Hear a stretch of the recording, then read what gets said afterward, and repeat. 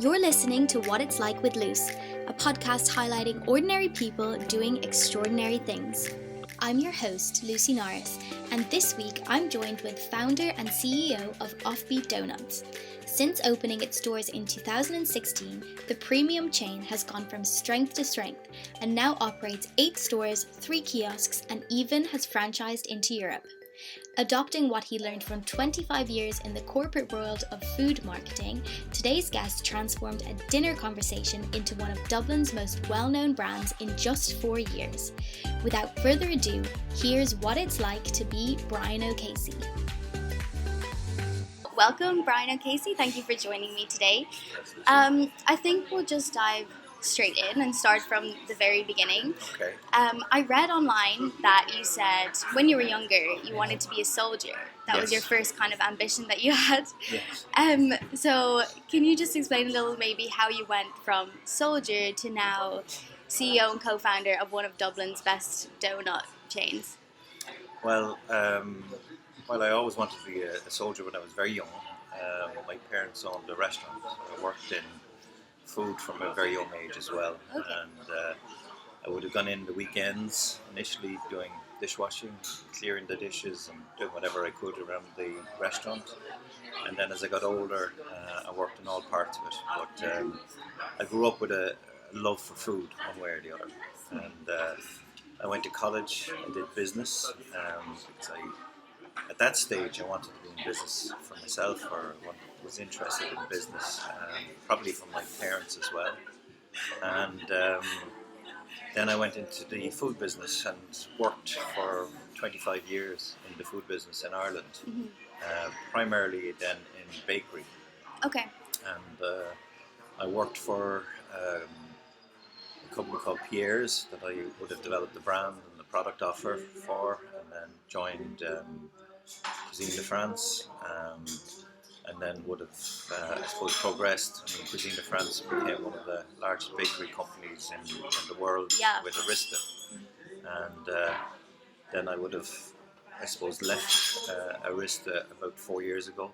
And then it was a question of trying to figure out when I was going to leave, what I was going to do.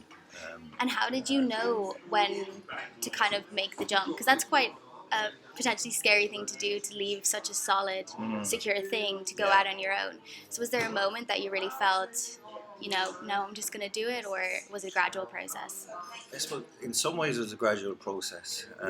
So I was looking, there was a lot of changes within the business itself. We were going more away from, I suppose, branded offers and branded concepts to manufacturing, just pure manufacturing within Arista. And then my own life, I was reaching the age of 50. My daughter was doing her leaving cert. I was having a lot of conversations about the leaving cert being important, but maybe not the rest of your life being determined by it or anything else. And I was thinking, I suppose there was a lot of changes going on in my life personally, and I suppose there was a lot of changes going on in my business work. So I said, right, this is probably the right time for me to make a change. So I'm not sure it worked fully with my daughter, but it certainly made me think. Yeah. And so at that stage I had a conversation with my wife. And, we went on holidays, took a trip to Vietnam. Oh, very nice. Yes. And then when I came back, made the decision to leave. At the time I had 6 months notice, so it gave me a bit of time to think about what I was going to do then afterwards. Yeah. I didn't really want to go to another business or go back into the corporate world. I wanted to set something up for myself.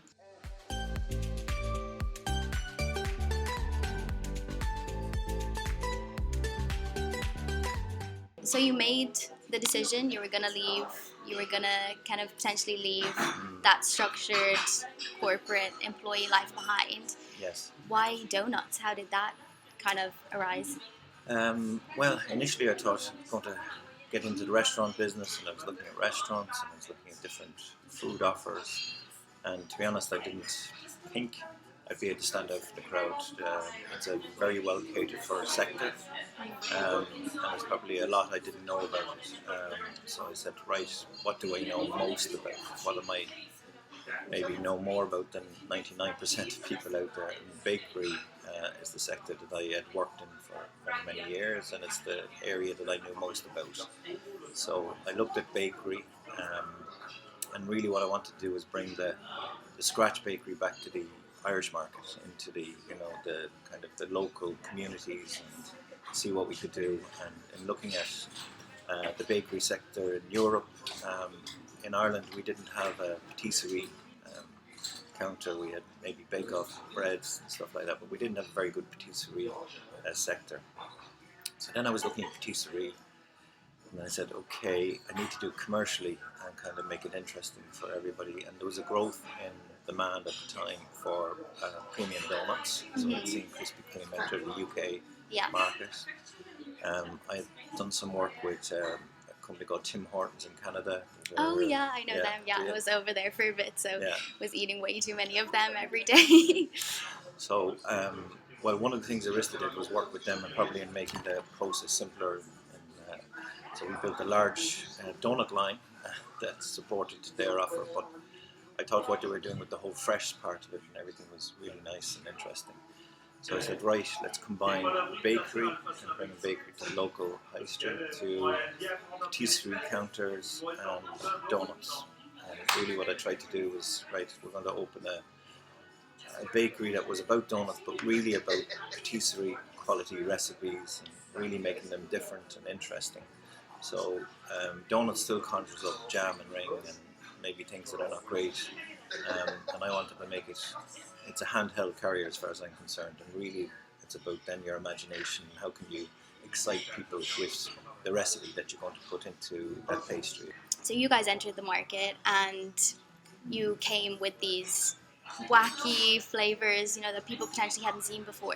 Yeah. How did those ideas first of all come up to be so creative with food, and then how did you kind of come to that place where you knew, if we're going to do this, we have to be so outside the box that attracts attention in itself? Well, when we were researching the range and the concept, we got friends, family, but anybody that would come into a room and have a chat about not donuts. We didn't mention donuts, but we said, what are your favorite treats? What are your favorite desserts? Or what comes into your mind when you think of treats or rewards or things like that? What do you like? And to be honest, we wrote them all down.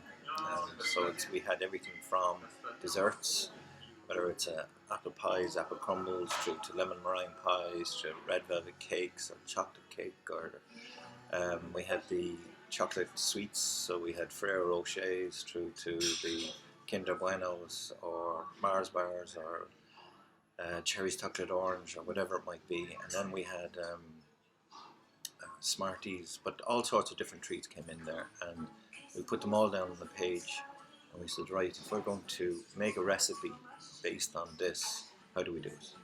And how do we make it exciting for, I suppose, the consumer that's going to buy it? And how do we make it work and make it that it does taste like an apple crumble tart, or it does taste like a lemon meringue pie, or whatever it might be, or a Kinder Bueno chocolate. So we went and we spent, I built kind of one of these Shomer's log cabins beside the house. Oh, yeah, okay. So we spent 6 months working on the recipes, trying different apples, trying different chocolate, trying different production processes and everything else. That must have been a pretty fun period for you guys to just have free range to experiment and kind of come up here. Yeah, I hired a pastry chef that worked alongside me, and Okay. So we'd make loads of donuts and loads of different recipes, and eat an awful lot of donuts and treats and ingredients and everything else, and then look at how we could do it in a commercially viable way. So we need to do it with volume, and then when you're dealing with donuts, it's a live product. It's a bit like bread. So I have yeast, so you have to do all the timings for everything, and do that in bulk. So anyway, we spent 6 months working away on doing that. At the same time, working on the brand, what the brand is going to be about. So can you maybe, sorry to cut across, No, but you're just explain a little bit more about your branding side, because I think your branding is so strong for your company. I think it stands out so much. If you say Offbeat to anyone on the street, especially like in Dublin, everyone, oh yeah, I know that, you know. So how did you get to that point where you came up with such a strong branding? It started with another conversation with my daughter. I have a son as well, by the way. He didn't get a look in, but anyway, again, but actually, no, we were sitting around the family. So I was explaining to my son and daughter that I was going to leave the business that I was in, which was a bit scary, I suppose. Because there's a certain security when you're working for somebody else, Yeah. particularly a large company, and we're going to set up our own business, and that we were going to do donuts. And then explaining that they weren't going to be like just jam and rain donuts, they were going to be very different. And then I was explaining that there were desserts and patisserie type donuts, and they said, right. So my daughter said, so your behaviour is a bit quirky or offbeat, and so are your donuts. Is that the whole thing? And I said, yeah, perfect. That's what we're going with now. Wow. Offbeat donuts. Wow. I like that. So that's a great where we story. got the name. And then after the name, it's about putting the imagery around it. It's about putting a personality around the brand as well. So during the 6 months, I'd spend the morning working on the donuts up to about 2 o'clock, and then go for a walk on the beach, and then the afternoon, early morning to lunchtime. It's normally the time bakers are working. And then we go for a walk on the beach and work on the brand. And that would be how we're going to package it, what is going to be the imagery around it, and we work with a good design company. We had a bit of difficulty with that at the start and had to change once or twice. Okay. But we ended up with a design company that, when we said something, they understood what we were talking about. And then, developed the brand imagery and each and every piece of it, the message from Oscar Wilde and the packaging, what resonated with us and what resonated that we thought would fit with what the brand is meant to be about. So that when we opened the store, it wasn't just about the recipes and the whole production and the product and everything else. It also had an image that went with that, and a brand that would go with that and that would fit with it. So, yeah. So you have your idea, your concept, you've kind of created your flavors, you've spent your time experimenting with everything and going through it all, and then you've got your branding, which I feel like is potentially like the final kind of... At least you like it. It's important that you like yeah, whatever you're going exactly. to bring to Well, yeah. it's very distinctive. You would Yeah. know the box, even if you didn't see the name, you would know an Offbeat box, I think, in my opinion anyway. So you guys did a good job there. Thank you. But so you've got all that done. What's kind of next? How do you go about taking it to stores? So yes, well, I designed it so that it would fit into quite a small footprint. So if you look around Dublin, there was a lot of stores. It's quite hard to get property in good high volume traffic location. Yeah, I'd say. But there were a lot of properties at around under 1,000 square feet coming up regularly, because it's hard to make enough money to pay the rent that the landlords want at that size of footprint. So they were coming up regularly. So the whole objective was to try and fit it into an area that we could maybe, I suppose, convince landlords to rent to us. And that's actually more difficult than you'd think. I was looking insofar as there's somebody that we had done business with, they had a property, and I suppose the person in it, the tenant, it wasn't going well for them, and they wanted to get out, and it was in Pier Station. That's a great location. Yes, so I suppose he said, actually, so I was telling him what I was doing, he was asking, met for a coffee, and he said, well, there's a location that I have, maybe you'd take a look at it. And I said, oh, I know it, and yes, I would like to rent it. And he said, well, take your time. And I said, no, I would. He said, I need a location. So I said, so then it was just about figuring out, like, I knew we had designed the offer so that it would fit into quite a tight area, but it was very tight. It was difficult. But we managed to fit the offer, the production and the retailing of the offer into that into the site of the station. I think it's amazing that you have, I know you produce everything on site fresh, so the fact that you can fit in a fully working bakery and, you know, a counter in the front into such a small space. Yes. It's almost like Tetris or something, trying to get everything to fit. So, but that was the exciting part of it as well. So we got that location, and then it was just the scary thing of we had to hire people. Yeah. So we initially we hired 10 people.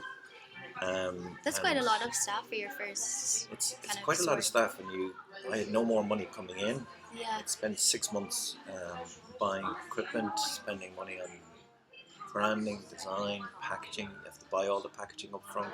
Anyway, it was there was a lot of money going out at the time. So did you seek investment, like outside investment? Basically, for a small business now, there's a local enterprise, so your councils. Like you're not big enough.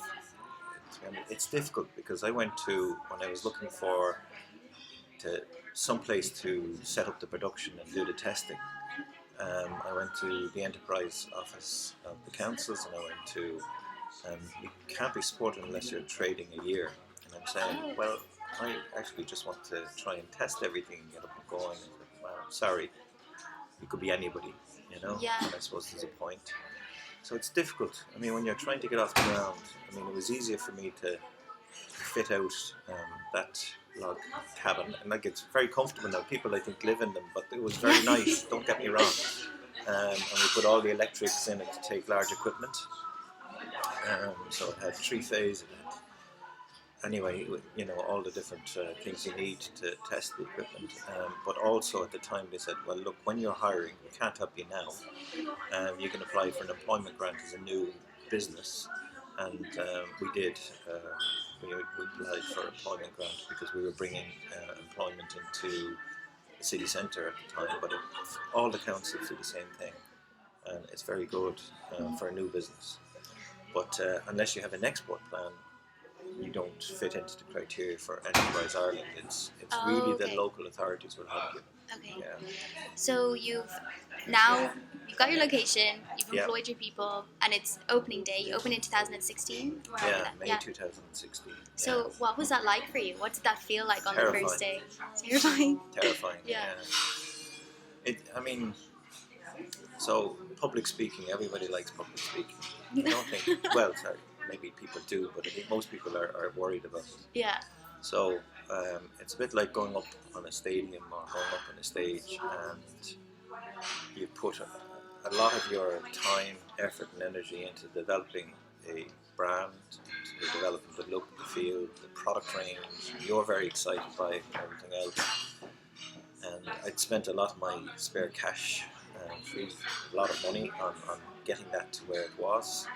And we had nice uniforms, we had nice products and everything else. So, and then we opened the doors, and it's just, it's terrifying as to whether or not people are going to like it or buy it. So they did though, they did. Yeah, you guys did so well. So people liked it. So then that's equally rewarding. Yeah. So when you're terrified initially and everything else, then we were trying to, I suppose, cope and manage with things. So 10 people does one 8-hour shift for us. So we had to then look at what we were doing, and we employed within, I'd say, 3 weeks another 10 people. So we had 20 That's people. Fast. Yeah, well, and we had to train them. So it was, you're just concentrating and trying to manage, but it's a good problem, don't get me wrong. Yeah. And then we still didn't have enough space, we didn't have enough people. So then we were looking for another location that was bigger. And we opened George's Quay then in November, so 6 months later. What was that like for you? Just kind of the whole initial process of going from 25 years kind of being employed under someone else and living that kind of lifestyle to then becoming CEO of a company. How was that process for you? I never intended this to be a kind of a CEO type of thing. I mean, this for me was I don't know, like, yes, I wanted to set up a business, but I didn't want it to be too big. I probably made it much bigger than I had intended Yeah, or it's quite wanted. big. So it kind of just happened, is what I'd say. It's not. Yes, we had plans. We had, lots of different things we wanted to do with the business, but this was, if you're talented at writing, or if you're talented at drawing or something like that, this was me spending my time writing for myself and my time painting for myself. Um, and it just, the rest kind of happened. And if I look back, I probably shouldn't have opened as many stores, or I should have done it more slowly, or there's lots of things I probably would do different.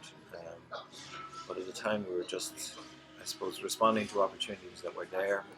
That's the thing. I think sometimes you have to just run with the momentum that you're almost accidentally given, or, I mean, you want your product to be a success, so, Yes.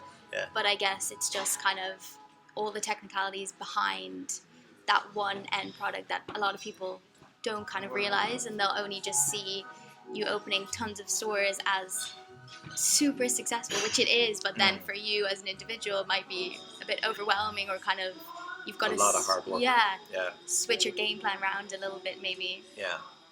So it's been a roller coaster of, like, we're only open 3.5 years now. Yeah, that's why I thought it was so amazing. Yeah, it's been one thing after another. It's been a huge learning curve. The property and what's involved and all of that has been one of the biggest ones, because I hadn't been involved in that previously. But yeah, I probably would have, if I had it back again, I would have done things a bit slower, given myself a bit more breathing space. Yeah, because I kind of went from the hurly-burly of being in the corporate world to the hurly-burly of being self-employed. Both hurly-burlies. Yeah, for sure. And so I know you're franchising out now, and your first location's in Prague. How did that kind of come about? It's a good friend of mine in Prague, so he's lived there for 20 odd years, and he wanted to franchise Offbeat over in Prague. So the rest is just figuring it out, how we're going to do it, what we're going to do, and how we're going to do the same offer in Prague as we've done in Ireland. So a lot of the products we buy, some are locally sourced in Ireland, but a lot of the chocolate or the other products are internationally sourced. So we're able to, from like suppliers that would supply all over the world, such as Ferrero. There's other bakery suppliers that we source our product from. And so we'd set him up with those suppliers. We'd go and we'd make donuts from our recipe. So we have a certain standard recipe. So we make them locally, set the production up in the same way as we did in Ireland, and then open the store. So it's like anything. Once you set your mind to it, you just have to see eat an elephant in bits. So I love that. What do you need to do now? So you look at, the first thing is, maybe seeing, can you get the equipment in to make the donuts? You need to find the suppliers. You need to, some of it's easier. We're not recreating the brand. We're not doing anything like that. The packaging and other products we can ship from Ireland over. So it was just about figuring it out. But it wasn't as difficult as doing it for the first time. Okay. Yeah. And was franchising always kind of a goal for you when you started? Was it always something that you had in mind? Yes. So we set the brand up to be scalable, and the offer up to be scalable. So the idea of Offbeat is that it's manufactured on location. So you're not trying to, I suppose you're not curtailed by large transport costs, or albeit that your packaging is still coming in, but your packaging is coming in from all over the world in some ways. But you make the product in your locality. So it's about that local bakery community part of it. So you're still making or producing the product in like if it was Cork or Prague or anywhere else, you set the bakery up in that location. And then you have the brand, and then you have the product offer and the new products and everything that goes with that. And it's easier if you can, I suppose, centralize your packaging, purchasing, or your new product development, or if you're doing a website or photography or things like that, that you do it for a large number of stores rather than one store, because it's all expensive. Yeah, of course. And do you have future plans to kind of put stores anywhere else? Or No, we're going to, like, what I'd like to do is probably look at Ireland first. Yeah. So franchise in Ireland over the next year. We've opened a few stores this year. Now I'd like to slow down or stop that in Dublin. We have, as I said, probably too many.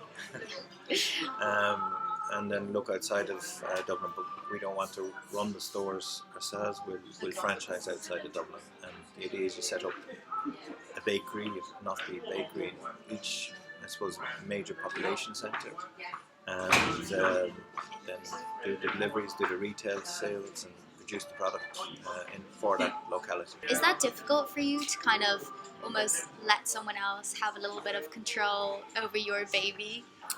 Yes, it is. Yes. So I think it's a bit like hiring an employee or a store manager, or you hire a certain type of person and a certain personality. Hopefully the experience that people have when they go into the store, they know what I mean. That there's a certain type of person. Ideally somebody that likes other people. Yeah, that's always a help, I think, in retail. In service it is. So.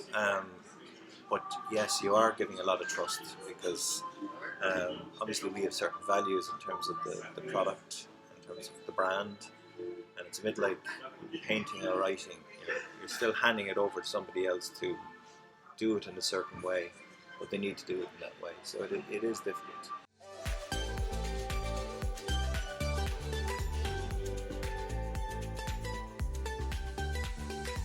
And also, I guess, with starting up anything, you're going to face a lot of challenges. Yeah. With food, do you ever find, so I saw recently, was it the Irish Heart Foundation released a statement about potentially banning junk food marketing. What do you make of that? I suppose for us, we are in the treat category. So, and I think for anybody buying a treat, whether it's a cake or whether it's a patisserie or whether it's like a donut, conjures up negative terms, but to me it's a dessert. You're making a choice, and I think so long as those choices are presented to people in the right way, or at the end of the day, we're trying to make it interesting for people. We're trying to make it a fun product for people to buy. I think people should have an option of buying a treat. I don't think it should just be, right, from now on we will only eat salads, or we will only eat vegetables, or we will only eat certain things. Yeah.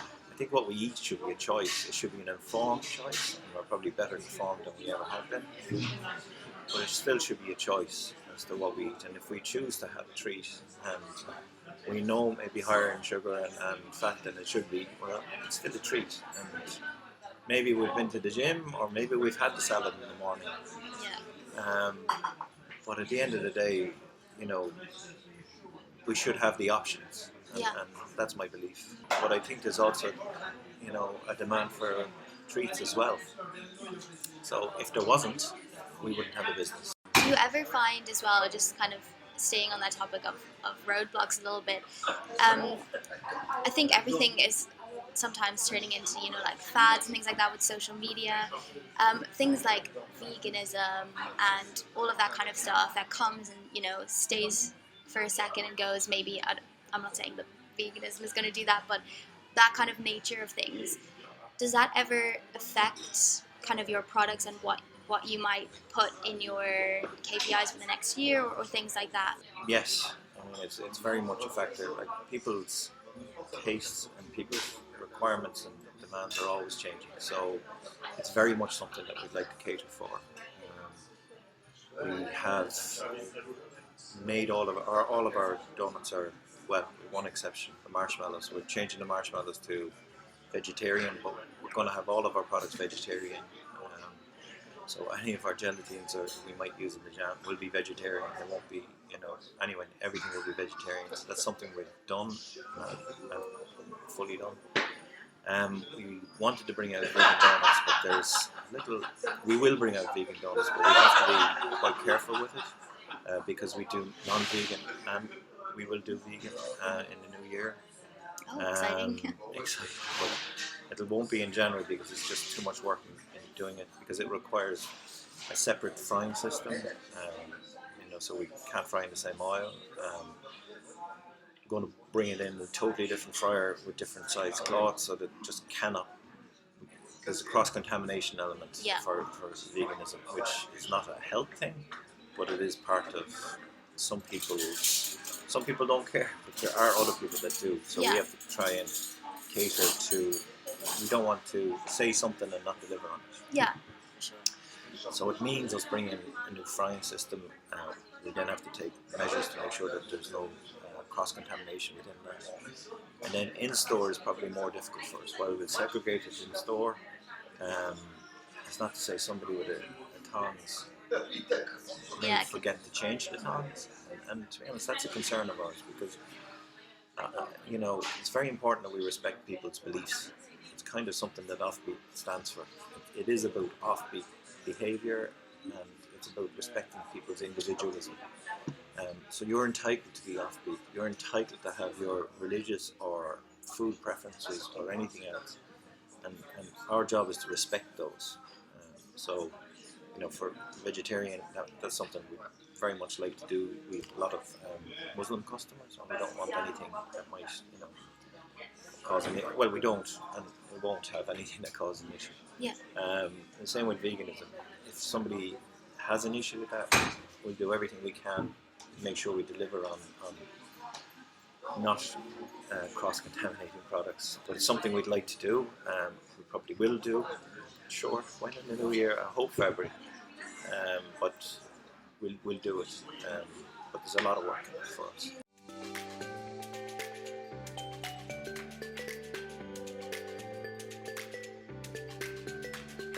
How important do you think social media has been in kind of you guys establishing your brand identity and presence in what we kind of discussed earlier was a slightly saturated market?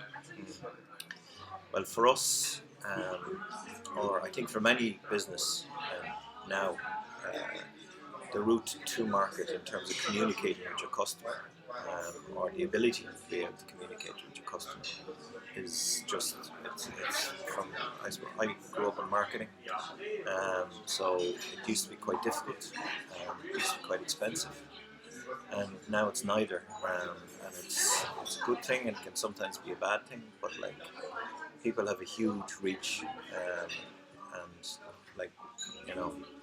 my time I might have 7 or 8 good friends that I might tell something to, but now you put it on Facebook or you put it on your Instagram account, and suddenly you've reached hundreds of people, and those hundreds of people then can reach hundreds more people, and if it's something that's interesting or exciting, it gets talked about, or it gets photographed and it gets resent. So for us, the ability to be able to talk and communicate directly with a consumer has been just an eye-opener for me. It's been fantastic, and I think for any business now, if you're not talking to your consumer or listening to your consumer, I don't know why you wouldn't. I mean, why you want business if you're not paying attention to your customer?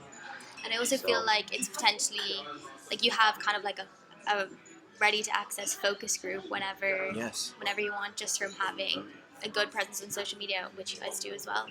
I think to kind of round up the whole thing, I just want to talk about success kind of as an idea, and I would be really interested to know what your definition or idea of success is. That's a good question. I suppose for me, in terms of I've got a lot of satisfaction from people liking the product I created. I got a lot of satisfaction from creating employment, which I've done. I suppose part of my job, even in Arista, would have been create businesses to create employment, and it was an Irish business. So I get a lot of satisfaction out of doing that. I say to my children, and I do believe it, that there's you need a certain amount of money. But I think if money was your only drive, I don't know if you'd ever open a business, because it's an insecure way of earning money. It's a very risky way to earn money. So I think it needs to be about something more, and there has to be a creative element to what you're doing. And that creative element is wanting to see your whatever you've created being bought by people or being liked by people, or whether it's creating something new for that makes a difference in the society or makes a difference in employment. That's probably been what's important to me, and seeing that grow is exciting. And seeing that have the capability of growth is very exciting. I think the other thing I set out as a goal when I was doing this, going back to my conversation with my daughter, was that no matter what stage of your life you're at or what stage of your career you're at, there's nothing stopping you from changing that direction except the belief in yourself. And there's nothing stopping you, like failure isn't failure. You might be successful and then suddenly you fail. I think the biggest success is dusting yourself down and saying, well, look, I'm going to still get on with it. And no matter whether the leaving cert went well or whether the business went well or whatever, you still need determination to get on with it, because there's nothing stopping you still getting on with it. Do you remember kind of maybe one defining moment in your offbeat journey where you kind of sat back and realized, I've done it, I've actually made this work, I've accomplished what I set out to do, I've potentially reached success? At the end of the first day in trading, where people, we had to close at lunchtime. We had sold everything that we produced, and fine, we grew our capacity, we grew our employment numbers, we grew everything from then. But really, probably the first day of trading, when exhausted, I'd say, and still worried about, well, what are we doing next, and making the plans to hire extra people and train, buy new equipment and stuff. But that's a nice feeling, and it's still like, we're in a creative sector, so still every day we make new products that people like. We get people writing into us saying how nice the offer was, or how nice the staff were, or whatever. And whenever somebody takes the time to do that, that's rewarding. That's when you put a smile on your face and you enjoy it. And you feel you've done something right. Like, it's not about the size, the business, or all of that. It's about just getting the little things right and people appreciating it. And I guess my last question for you today, Brian, is if you think back to yourself at, let's say, 10 years old, from where you're sitting now, what's the biggest piece of advice you would give your 10-year-old self? I think it's coming back to, don't be scared to fail, and don't be scared to, go for whatever you want in your dream or your life or whatever you want at the time. And don't be just scared to change from being a soldier to being a restaurateur to being somebody that works in the corporate world for 25 years. I enjoyed all aspects of it. There are difficulties in every one of them. There are difficulties in working in a corporate environment or for somebody else, and we have difficulties every day of the week. But that's kind of, anybody that says that isn't life is wrong. But you have to still take the moments and back yourself, and there is hard work. It's a lot of hard work, don't get me wrong, but you still have to get on with it. You need to set a target, and I'm going to get that target, and then I'm going to get on to the next target and the next one, and it's bit by bit, but go after it. And it's not easy, but go after it, and then don't, like, there's nothing in your life that is going to be, that's it, I'm not going to do something else. You're always going to do something else. So that's what I'd say.